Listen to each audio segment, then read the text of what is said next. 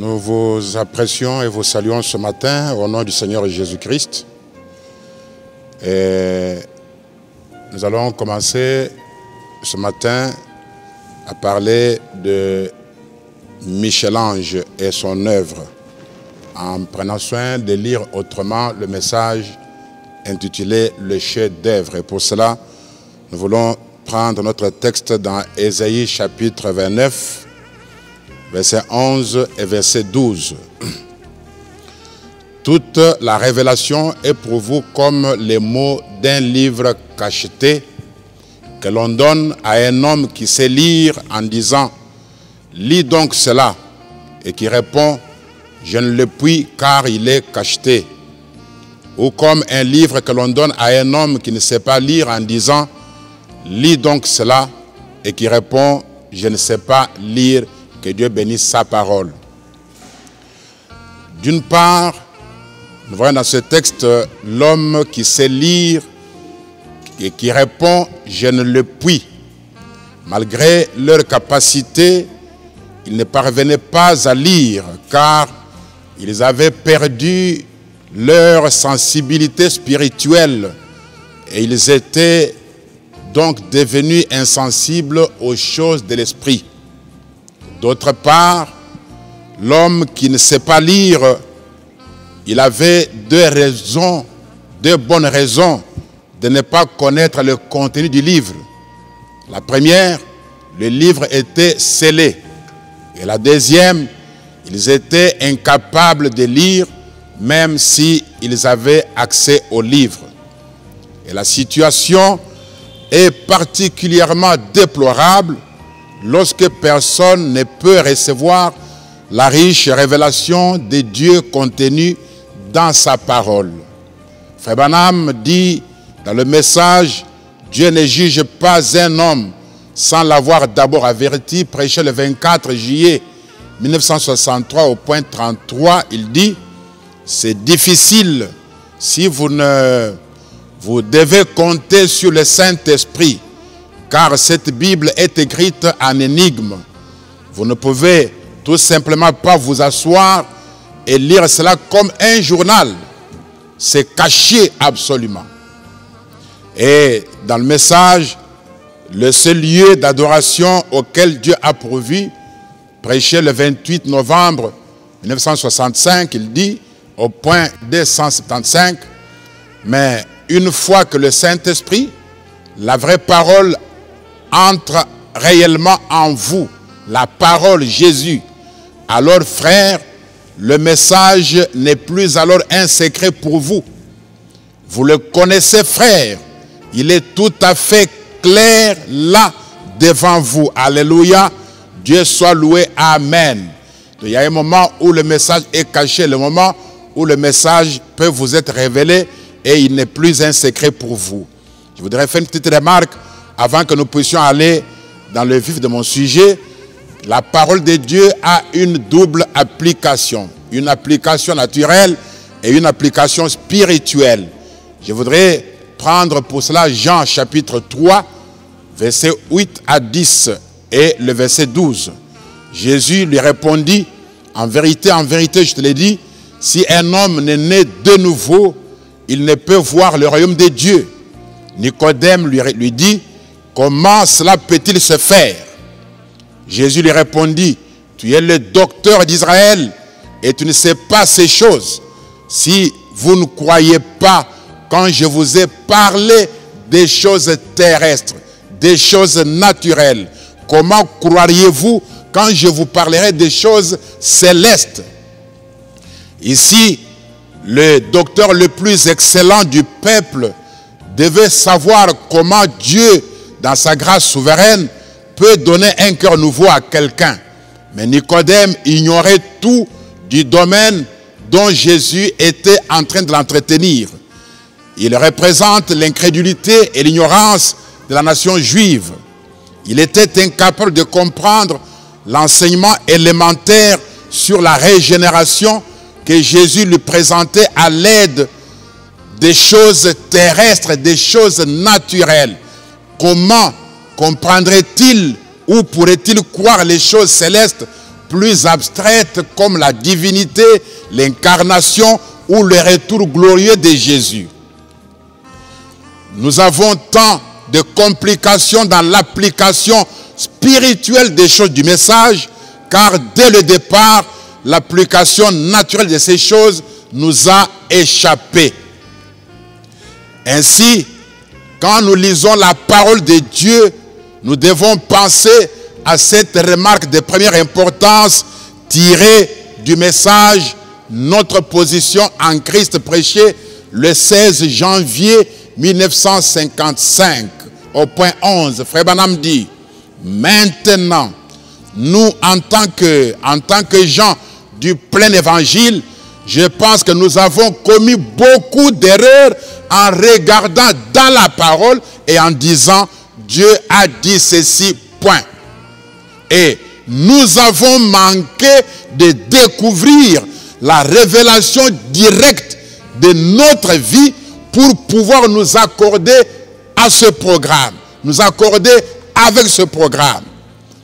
Et lorsque nous trouvons cela, la révélation directe de la parole concernant notre vie, alors cela doit s'accomplir. Branham dit, et je pense que c'est là que nous avons failli. Parce que dans la parole que nous lisons, il y a une révélation directe pour ma vie, il y a une révélation directe pour ta vie. Et dans le message, la foi parfaite prêché le 25 août 1963 au point 68, Frère Branham dit, eh bien, la seule chose que vous devez donc faire, c'est d'avoir foi en ce que vous êtes. Il dit, ayez foi en ce que la parole dit que vous êtes.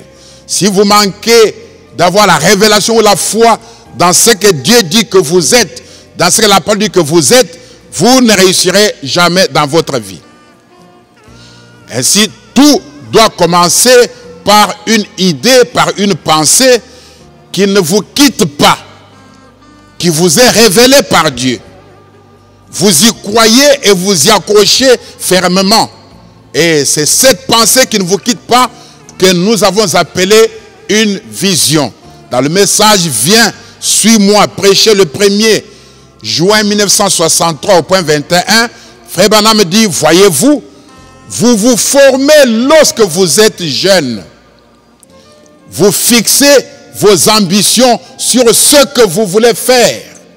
Lorsque vous êtes jeune, vous fixez vos ambitions sur ce que vous voulez faire et ce que vous essayez d'accomplir dans la vie. Vous y pensez et quand vous y pensez naturellement, votre pensée, cela est présenté à votre esprit par quelque chose d'inconnu qui domine votre esprit. Et puis, quand cela vient dans votre esprit, alors vous le proclamez disant que vous allez l'accomplir. Et alors, vos ambitions vous conduisent vers cette pensée qui est née dans votre esprit, qui ne vous quitte pas, vers cette vision. Vous travaillez en fonction de cela. Et c'est dommage que des gens vivent une vie sans aucune ambition. C'est dans cet ordre d'idées que nous voulons lire autrement le message intitulé « Le chef-d'œuvre » prêché le 5 juillet 1964. Et là, nous voudrions nous focaliser sur l'histoire d'un monument de Moïse, sculpté par l'architecte, l'artiste sculpteur Michel-Ange. Et cela va nous donner quelques principes directeurs pour nous servir dans l'entrepreneuriat. Dans le message, le chef-d'œuvre du 5 juillet 1964, au point 44, Frère Branham dit ceci. Il dit maintenant, je parle de lire autrement le message, maintenant, tournons la page sur Michel-Ange, fermons le livre et ouvrons un autre livre. Lisons l'histoire du grand sculpteur, le Tout-Puissant, celui qui, avant qu'il y ait un monde et que les fondements en soient posés, avait dans son esprit ce qu'il voulait faire. Il voulait faire l'homme à sa propre image. Il voulait produire la réalité de ce qui était pour lui une vision, ce qu'il avait dans sa pensée. Ici, Branham dit, avant de commencer à parler sur le chef-d'œuvre, avant de commencer à parler sur le grand sculpteur qui est Dieu, il dit, tournons la page de Michel-Ange, fermons le livre de Michel-Ange. Mais dommage que toutes ces années, nous avons commencé à lire le chef-d'œuvre en commençant par le livre du grand sculpteur Jéhovah. Et nous avons même terminé par là, alors que le livre du grand sculpteur, selon le prophète, n'est ouvert que quand celui de Michel-Ange est fermé. Le livre de Michel-Ange, l'entrepreneur qui n'avait pas besoin d'écrire un CV, qui n'avait pas besoin d'écrire une demande d'emploi, qui n'avait pas besoin d'un crédit, d'une microfinance, ni d'un prêt, mais il avait juste besoin d'une vision, d'une entreprise et comment il a travaillé d'arrache-pied pour mettre sur pied cette entreprise. Ce livre de Michel-Ange n'a jamais été ouvert. Pour Michel-Ange, comme pour les grands sculpteurs, cette chose-là, ce Moïse, était un attribut de sa pensée. Pour avoir une vision, cela exige une vie isolée et une capacité d'écouter Dieu. Et cela nous manque beaucoup. Il nous convient donc de lire autrement le message. Alors maintenant, remontons un peu plus haut au paragraphe 31 du message, le chef-d'œuvre. Paragraphe 31. Mais aussi, un des principaux points d'intérêt pour moi à Forest Lawn, c'était la grande sculpture de Michel-Ange, le monument de Moïse. Naturellement, là-bas, c'est une reproduction, ce n'est pas l'original, mais c'était vraiment un chef-d'œuvre remarquable. Et comme je me tenais là à le regarder, j'ai aimé ça. Quelque chose qui semble représenter, qui semble avoir de la substance. Je voudrais ici montrer que Michel-Ange était un homme réel. Et son monument aussi. Ce monument de Moïse, sculpté par Michel-Ange, a fait l'objet d'une application spirituelle par le prophète qui nous a enseigné sur le chef-d'œuvre de Dieu.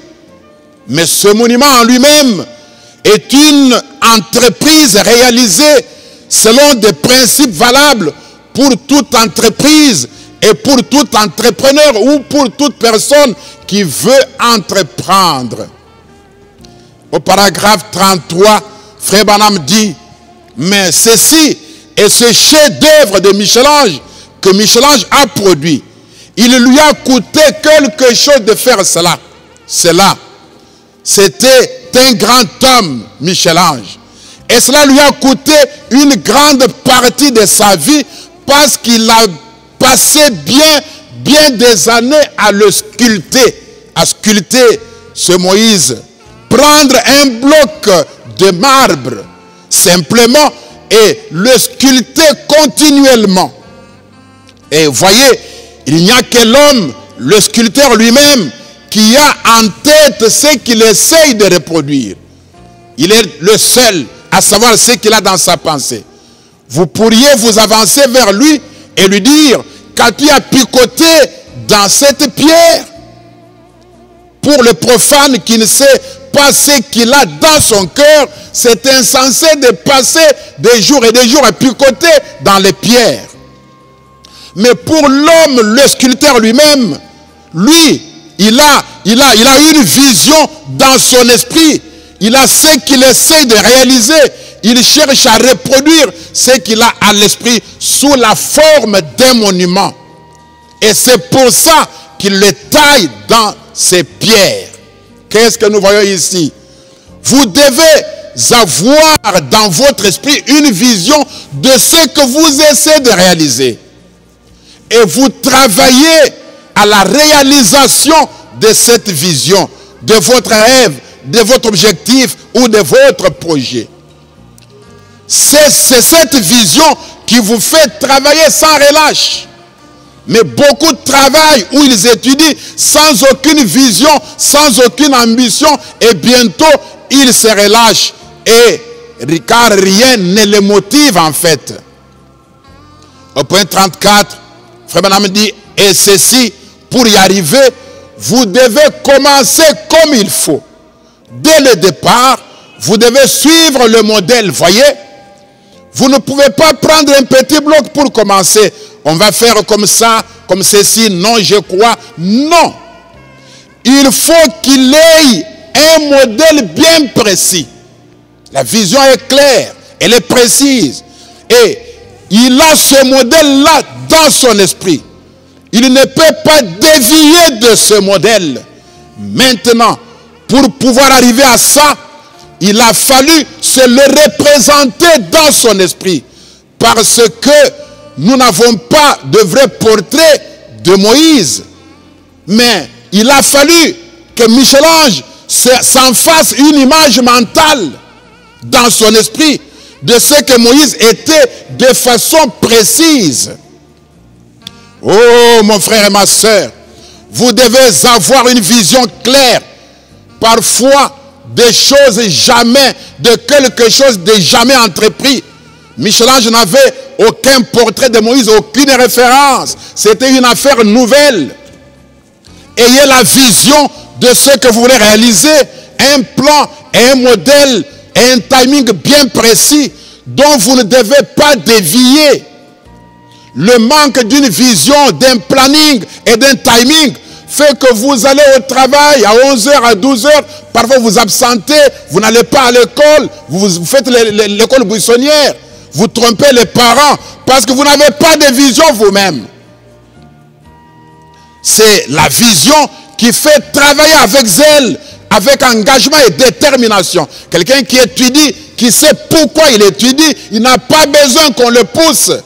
Non.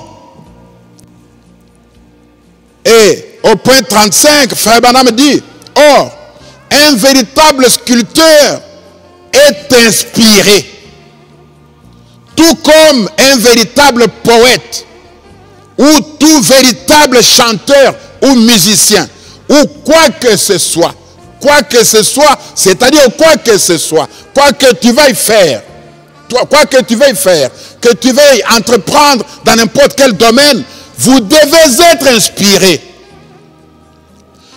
Tout ce qui correspond à une réalité doit venir par inspiration. Michel-Ange a dû recevoir l'inspiration de ce à quoi ressemblait véritablement Moïse. Et il a saisi cela dans son esprit, ce que Moïse devait être. Alors, il s'est attaqué à ce grand bloc de marbre. Il s'est mis à le tailler selon le modèle qu'il avait dans son esprit. Oh! Il s'est mis à tailler, à façonner, à rectifier, jusqu'à en arriver à la véritable image qui devait correspondre à ce qu'il avait dans son esprit. Vous devez avoir une vision, vous devez avoir quelque chose dans votre pensée, et vous travaillez en fonction de cette chose-là.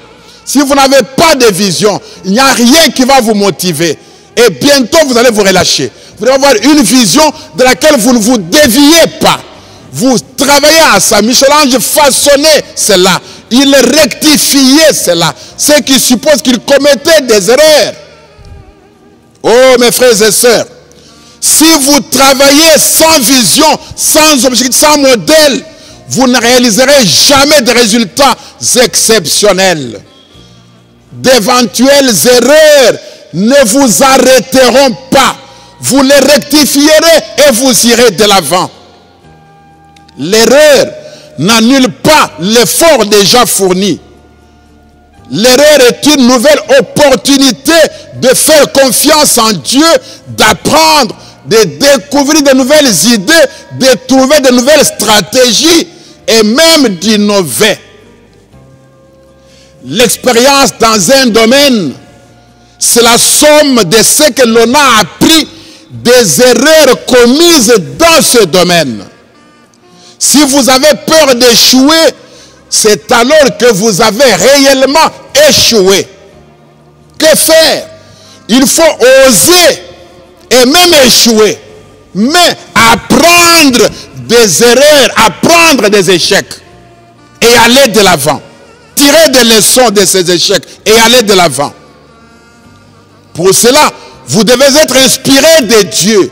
Et la capacité d'écouter Dieu exige une coupure avec le monde extérieur de temps en temps.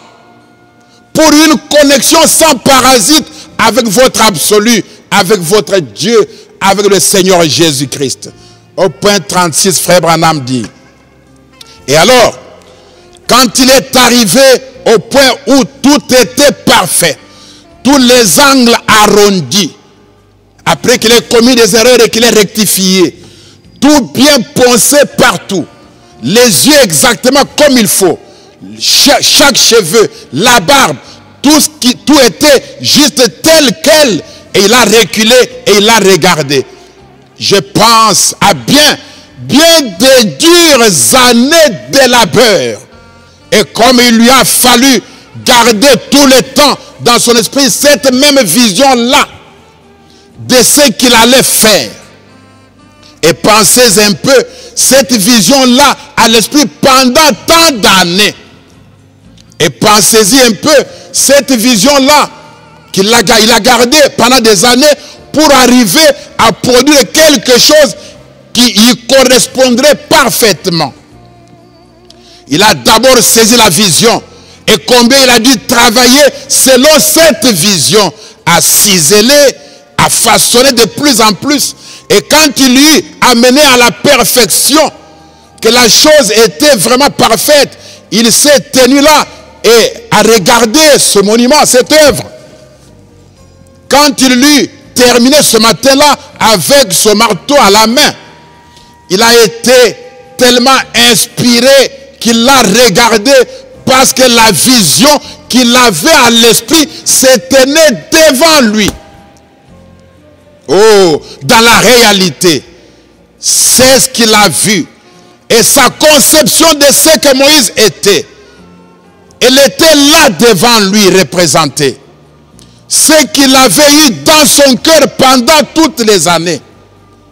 Le labeur, les heures de douleur et de détresse, les critiques et tout le reste, malgré tout ça, il est resté attaché à la vision jusqu'à ce qu'il ait tout terminé.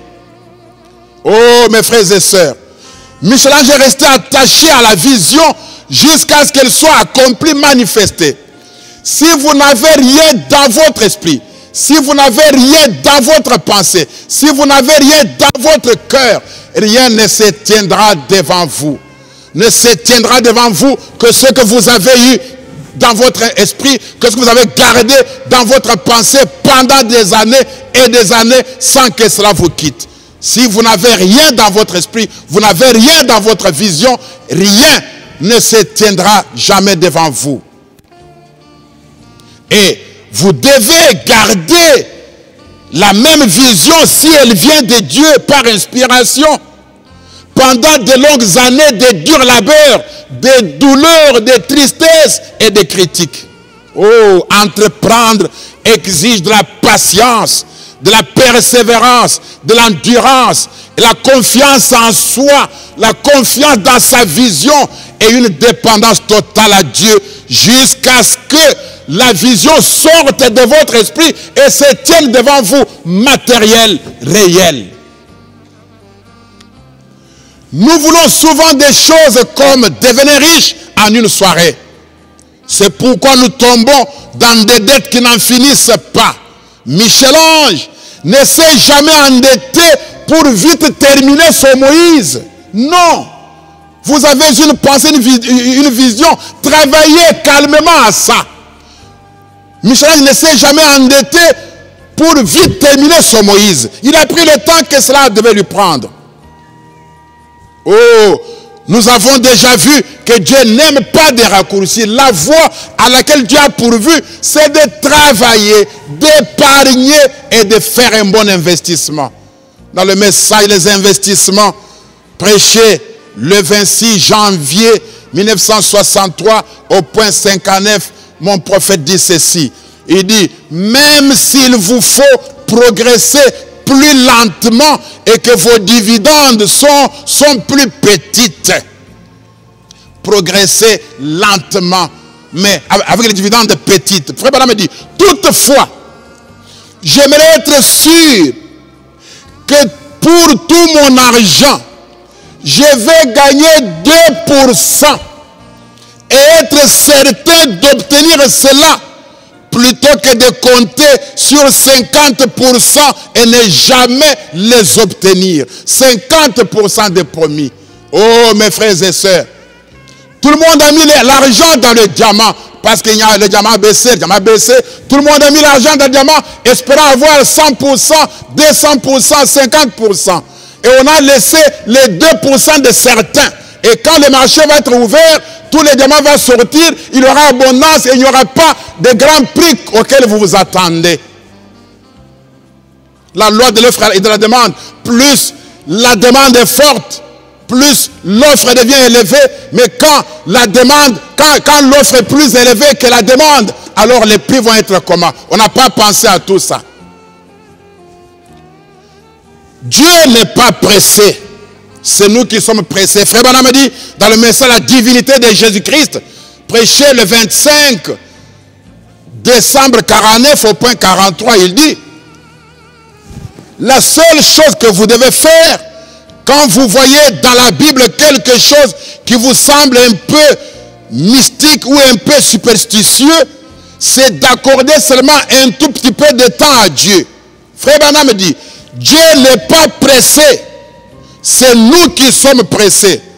Accordez seulement un tout petit peu de temps à Dieu et vous verrez les vieilles roues prophétiques et les engrenages tourner harmonieusement dans l'image. Cela se développera juste comme le déroulement d'un film. Oh mes frères et sœurs, vous n'êtes en compétition avec personne. Quand vous travaillez à votre vision, vous n'êtes pas dans la concurrence avec quelqu'un. Vous n'êtes pas en compétition avec quelqu'un pour devenir millionnaire avant tel, pour avoir plus de moyens que tel avant tel. Vous n'êtes pas en compétition avec quelqu'un. Si vous êtes en compétition, vous n'êtes en compétition qu'avec votre vision, votre planning, votre timing et avec votre Dieu.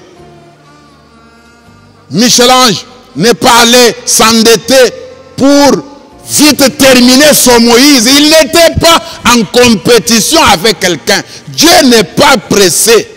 C'est nous qui sommes pressés.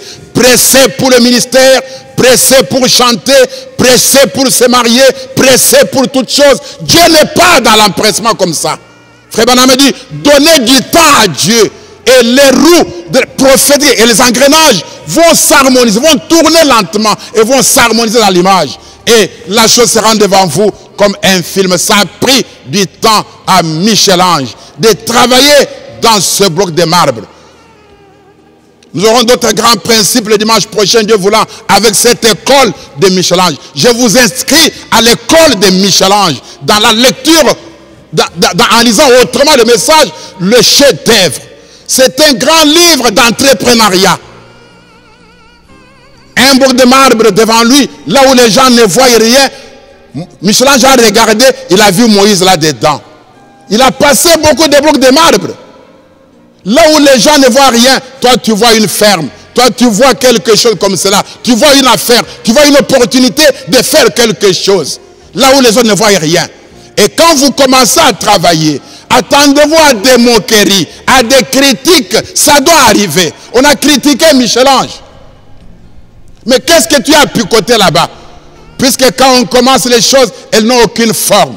Même Dieu, quand il a commencé à créer le monde, ça n'avait aucune forme. La terre était informe et vide. Mais Dieu a travaillé avec patience, avec foi et conviction pour amener ceux qui étaient dans sa pensée à se tenir devant lui. Et avant d'arriver à l'homme à son image, Dieu est passé par le tétard, par la grenouille, par la vie végétale. Branham dit, Dieu allait comme par évolution, comme si Dieu était en train d'entreprendre tout le temps. Mais nous voulons directement le monde devant nous. Ça ne vient pas de cette manière-là. Voilà pourquoi, en prenant des raccourcis, nous avons tellement de difficultés. Mais si on n'a pas compris les choses naturelles, comment est-ce qu'on va comprendre le chef-d'œuvre spirituel de Dieu? Voilà pourquoi on a beaucoup de confusion là-dedans. Nous avons beaucoup de confusion là-dedans. Pourquoi? Parce que l'aspect naturel, Jésus a dit à Nicodème, le grand docteur, mais si les choses naturelles, tu ne les comprends pas, comment vas-tu comprendre les choses spirituelles? Si vous n'avez pas compris le livre de Michel-Ange, qui est un homme comme toi et comme moi, comment vas-tu comprendre le livre du grand sculpteur Jéhovah lui-même? Voilà pourquoi nous avons tant de difficultés aujourd'hui dans les choses du message. On lit les choses spirituelles sans comprendre le naturel et on applique mal les choses et on a beaucoup de divisions et de doctrines qui ne sont pas des doctrines du tout. Michel-Ange, c'est le grand livre de l'entrepreneuriat. De quelqu'un qui n'a pas besoin d'écrire un CV, d'écrire j'ai l'honneur, demander un poste vacant. Le poste a été vacant en attendant que vous. Quand il y a un poste vacant, on engage l'enfant de sa tante, on engage l'enfant de son oncle, on attend, on engage l'enfant de... Et l'enfant de... On ne t'attend pas toi pour dire j'ai l'honneur de demander un poste vacant à votre excellence. Le poste vacant ne t'attendait que toi. Non mon frère, non ma soeur. Tu as besoin d'aller à l'école de Michel-Ange. À cette école où on n'a pas besoin d'écrire un CV, où on n'a pas besoin d'écrire une lettre de demande d'emploi. C'est à cette école que je vous inscris ce matin. Et alors que nous allons continuer le dimanche prochain avec d'autres grands principes que vous apprendrez encore. Que le Seigneur Dieu vous bénisse. Je vais prier un petit moment. Notre Dieu est notre roi. Je viens devant toi après avoir libéré ce message que tu avais placé sur mon cœur. Qu'il bénisse chaque cœur qui le recevra. Qu'il bénisse chaque oreille qui l'écoutera. Qu'il bénisse chacun qui prendra du temps pour l'écouter et pour le méditer, Père. Notre Dieu est notre roi. Les temps sont graves, mon Dieu et mon roi. Traite avec tes enfants par inspiration, Seigneur Jésus, et révèle-le ce grand livre qui n'a pas été ouvert, Seigneur Dieu de miséricorde. Ouvre-nous ce livre, Père, alors que je confie ton peuple entre tes mains et remets ce petit message entrecoupé entre tes mains, afin que toi tu leur donnes et l'éloignes dans le cœur de ton peuple. J'ai ainsi prié pour la gloire du Père, au nom de Jésus-Christ notre Dieu. Amen. Dieu vous bénisse et à dimanche prochain.